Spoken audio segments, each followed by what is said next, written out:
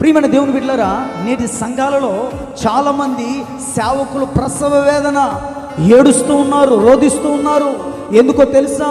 ఇదిగో నువ్వు కానుకలు ఇవ్వట్లేదని కాదు, ఇదిగో నువ్వు సహకరించట్లేదని కాదు, నీవు ఎక్కడ ఆత్మీయతలో పోతావేమో అని, ఎక్కడ ఆత్మీయతలో త్రొట్టిల్లిపోతావేమో అని, ఎక్కడ ఆత్మీయ జీవితం దిగజారిపోతుందేమో అని ప్రతి సేవకుడు నీ కొరకు ఏడుస్తూనే ఉన్నాడు. కానీ నువ్వు అది అర్థం చేసుకోకుండా, ఇదిగో సేవకుడికి నేనంటే ఇష్టం లేదు, ఇదిగో సేవకుడు నా మీద ఎప్పుడు కోపంగా చూస్తున్నాడు, సేవకుడు నా మీద ఎప్పుడు చూసినా నా గురించి ప్రసంగాలు చేస్తున్నాడు అని నువ్వు అనుకుంటున్నావు. నలుగురిలో 4 రకాలుగా నువ్వు మాట్లాడుతున్నావు సేవకుడి గురించి. కానీ సేవకుని ప్రసవ వేదన ఏంటో తెలుసా? నువ్వు ఎక్కడ త్రొట్టిల్లిపోతావేమో అని, ఎక్కడ బాధపడుతున్నావేమో అని, ఎక్కడ ఇదిగో సాతాను గాడి చేతికి దొరుకుతావేమో అని. ఇదిగో సేవకుడు ప్రతిరోజు ఏడుస్తున్నాడు నీ కొరకు. ఇదిగో నీకు ఏ రోజైనా నీ సేవకుని గురించి చింత ఉందా? ఏ రోజైనా నీ సేవకుని గురించిన బాధ్యత ఉందా? ఏ రోజైనా నీ సేవకుని గురించి, ఇదిగో నా సేవకుడు నా కొరకు మొర పెడుతున్నాడు, నా సేవకుడు నా కొరకు నిలబడ్డాడు, నా సేవకుడు నా కొరకు ఇదిగో నా కుటుంబానికి ఏ తెగులు రాకుండా ప్రార్థన చేస్తున్నాడు అనే మారు మనస్సు అనగా మనస్సు నీకుందా? ఒకసారి ఆలోచన చేయాలి.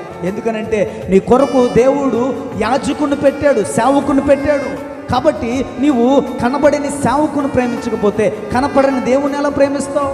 ప్రియమైన దేవుని బిడ్డలారా, నీ ఇంటికి వస్తూ పోతున్న దైవ సేవకుడు అనగా మీ ఇంటికి వస్తూ పోతున్న దైవ సేవకుడు ఎలాంటి వాడు? ముక్కలు తినేవాడు, తోళ్ళు తినేవాడు, కండలు తినేవాడు, ఇదిగో బొక్కలు తినేవాడు కాదు. భక్తి కలిగిన వాడు. భక్తి కలిగిన వాడు నీ ఇంటికి వస్తున్నాడు.